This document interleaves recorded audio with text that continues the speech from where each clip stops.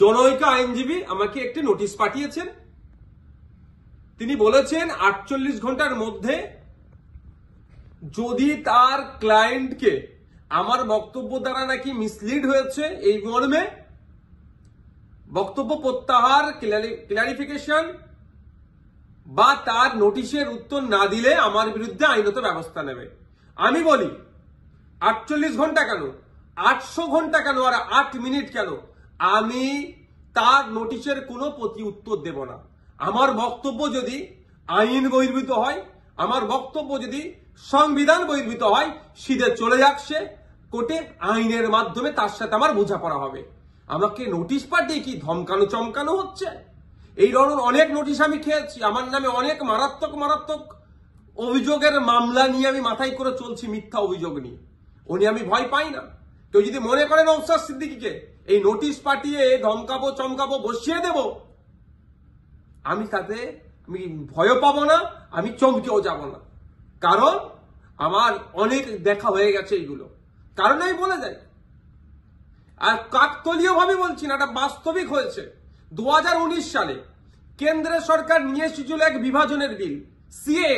যখন আমার বড় ভাইজান পিরজাদা আব্বাস সিদ্দিকীর নেতৃত্বে সারা বাংলায় যখন বিজেপির বিরুদ্ধে আন্দোলন আমরা সংগঠিত করেছিলাম, ওই সময় গভীর রাত্রে আমাদের বাড়িতে পুলিশের দ্বারা হামলা চালানো হয়েছিল। সেই রাত্রে আমি সুপ্রিম কোর্টে এসেছিলাম, তারপরের দিনে মামলা করব বিজেপির বিরুদ্ধে, কেন্দ্র সরকারের বিরুদ্ধে। আর এখন আমরা যখন এই ওয়াকফ সংশোধনীর বিরুদ্ধে মাঠে ময়দানে গণতান্ত্রিক প্রক্রিয়ায় লড়াইয়ের বার্তা দিচ্ছি এবং আইনি লড়াই করবে বলে তার প্রস্তুতি নিচ্ছে, আমাদের বাড়িতে নোটিশ চলে আসলো। নোটিশ আসুক, 100 বার নোটিশ আসুক, এতে আমি ভয় পাই না। কিন্তু এটুকু আমি বাংলার মানুষকে জানিয়ে রাখতে চাই যে যারা প্রতিনিয়ত মুসলিমদের বিরুদ্ধে কথা বলছে, মাদ্রাসা নিয়ে কথা বলছে, মসজিদ নিয়ে কথা বলছে, কোরআন শরীফ নিয়ে কথা বলছে, তাদের বিরুদ্ধে নোটিশ যাচ্ছে না কেন, তাদের বিরুদ্ধে আইনত ব্যবস্থা গ্রহণ করছে না কেন? এরা তৃণমূলের মুসলিম বিধায়কদেরকে বিধানসভা থেকে চাংতলা করে রাস্তায় ফেলে দেবো বললেও তাদের বিরুদ্ধে আইনত ব্যবস্থা গ্রহণ করছে না, নোটিশ পাঠাচ্ছে না। আর নওশাদ সিদ্দিকীর কাছে নোটিশ পাঠিয়ে দিচ্ছে। ঠিক আছে, আইনি লড়াই আমি লড়ে নেব। আমার আইনের যারা বিশেষজ্ঞ আছে, সম্মানীয় বিকাশ রঞ্জন ভট্টাচার্য স্যার এবং সম্মানীয় শামীম দ্বারা কথা বলেছি, তারা আমাকে বলেছে তো আপনার কাজ হচ্ছে রাজনৈতিক লড়াই লড়ে যাওয়া, বাকি আইনি দিকটা আমরা বুঝে নেব। সুতরাং আইনি লড়াই কোর্টে আমিও বুঝে নেব।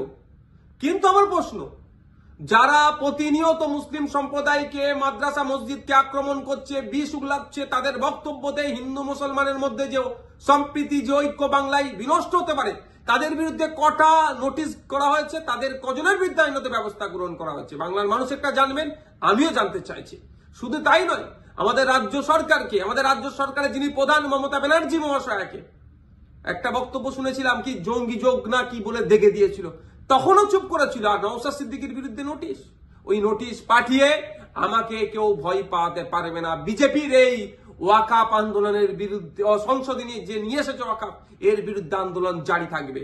এই অসাংবিধানিক, অগণতান্ত্রিক এরা যুক্তরাষ্ট্রীয় পরিকাঠামোকে ভেঙে দেওয়ার যে সংশোধনী নিয়ে এসছে, এর বিরুদ্ধে লড়াই জারি থাকবে। যখন আমাকে খোঁচা দিয়েছে, আমি কয়েকটা প্রশ্ন বাংলার মানুষের কাছে তুলে ধরতে চাইছি এবং সর্বোপরি তৃণমূল কংগ্রেসের কাছেও তুলে ধরতে চাইছি, এর উত্তর দিতে হবে। আমরা জানতে পেরেছি বেশ কয়েকজন এমপি পার্লামেন্টে অনুপস্থিত ছিল, তাদের বিরুদ্ধে তৃণমূল কংগ্রেস দলগতভাবে কি ব্যবস্থা গ্রহণ করছে, কি নোটিশ পাঠাচ্ছে, কি শোকজ করছে, তাদের বিরুদ্ধে কি অ্যাকশন নেবে, সেটাও পাবলিক ডোমিনে দিতে হবে এবং কি নিচ্ছে সেটাও যেন জানানো হয়। দ্বিতীয় হচ্ছে, যারা পার্লামেন্টে উপস্থিত ছিলেন, টোটাল আমরা যতটুকু জানা আছে, পার্লামেন্টে দুটো কক্ষ মিলিয়ে, লোকসভা রাজ্যসভা মিলিয়ে তৃণমূল কংগ্রেসের এমপির সংখ্যা প্রায় 42টি।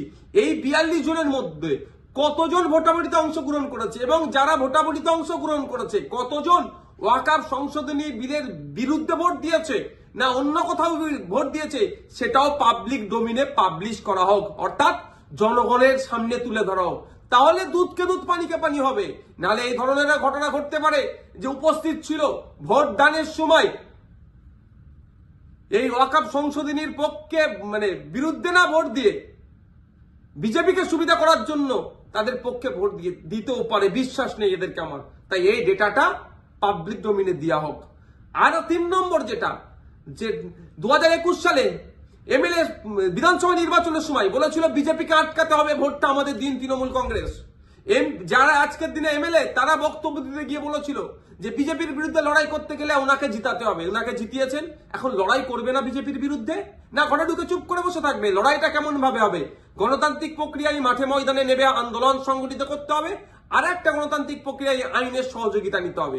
এই যে বিজেপি ওয়াকফ সংশোধনী বিল নিয়ে এসেছে, এটাকে প্রত্যাহার করার দুটো রাস্তা।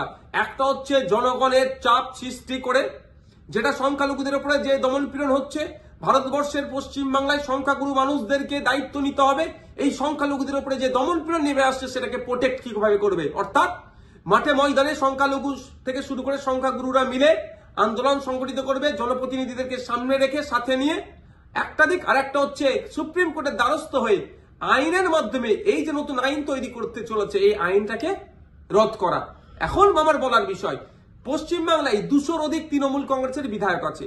সেই সমস্ত বিধায়কদেরকে প্রত্যেকজন যাতে একটা করে মামলা করে তার জন্য প্রস্তুতি নিতে হবে। এবার আমি এটা তৃণমূল কংগ্রেসের সুপ্রিমোকে বলছি, তৃণমূল কংগ্রেসের দলকে বলছি এবং সাধারণ ভোটারদেরকে বলছি। ভোটের সময় কিন্তু এই সমস্ত এমএলএ গুলো প্রার্থী ছিল, তারা বলেছিল বিজেপির বিরুদ্ধে লড়াই করবে। আজকে বিজেপির বিরুদ্ধে লড়াই দেখানোর জায়গা হচ্ছে মামলা করতে হবে। এদের 42 জন রাজ্যসভা লোকসভা মিলিয়ে এমপি আছে, 42 আর এই প্রায় 220টা মতো, 250-র অধিক মামলা কিন্তু তৃণমূল কংগ্রেসকে করতে হবে। তার পয়েন্ট অনুযায়ী আমি বলে দিচ্ছি, এইটা চাপ তৈরি করতে হবে। আমি নওশাদ সিদ্দিকী একা যদি আমি একাধিক মামলার দায়িত্ব নিতে পারি, হাজার হাজার মামলা হবে ওয়াকফ সংশোধনী বিলের বিরুদ্ধে, সেটা আমি ভালো করে জানি, বিজেপিও জানে, তৃণমূল কংগ্রেসও জানে, আমি পাবলিকও জানে। কিন্তু তৃণমূল কংগ্রেস কটা মামলা করছে, না মামলা না করে বিজেপিকে জায়গা করে দিচ্ছে, সেটাও পাবলিককে দেখতে হবে। ভোটার যারা ভোট দিয়েছিলেন 2021 সালে, যারা ভোট দেননি তৃণমূল কংগ্রেসকেও, কিন্তু আপনার জনপ্রতিনিধি যারা এলাকায় আছে তাদের কাছে তুলুন আওয়াজ যে আপনাদেরকে মামলা করতে হবে। মালদা থেকে কংগ্রেসের একজন এমপি আছেন, তাকেও আমি অনুরোধ করছি আপনিও সুপ্রিম কোর্টে চলেন, গিয়ে মামলা করবেন। এখন দেখার বিষয় তৃণমূল কংগ্রেসের কতজন এমএলএ কতজন এমপি মামলা করছে এবং আমরা ভোটাররা কতজনকে মামলা করাতে পারছি প্রেসার বিল্ড আপ করে, সেটাই এখন দেখার বিষয়।